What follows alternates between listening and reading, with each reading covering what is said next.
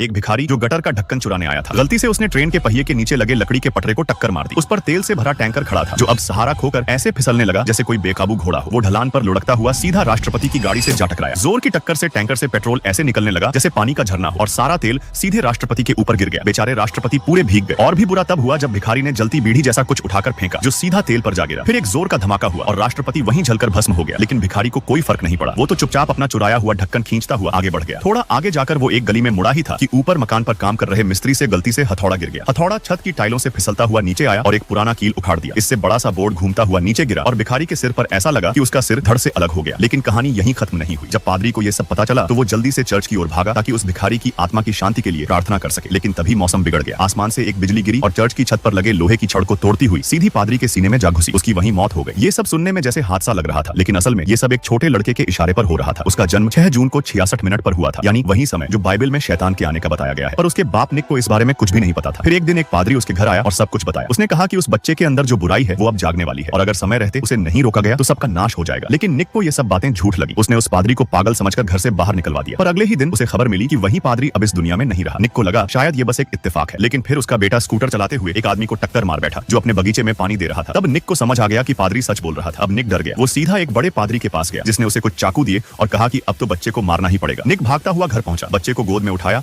और सीधा चर्च की ओर दौड़ पड़ा। वहां उसने बच्चे को क्रॉस पर बांध दिया और चाकू से उसे मारने ही वाला था कि तभी अचानक कुछ लोग दरवाजा तोड़कर अंदर घुसे और बिना कुछ कहे गोली चला दी। अंतिम संस्कार के वक्त वो बच्चा अपने पालक बाप का हाथ पकड़कर खड़ा था और उसके चेहरे पर एक अजीब सी मुस्कान थी। और असली मुसीबत तो अब आने वाली थी। सब्सक्राइब कर लो, अगली बार फिर मिलते हैं।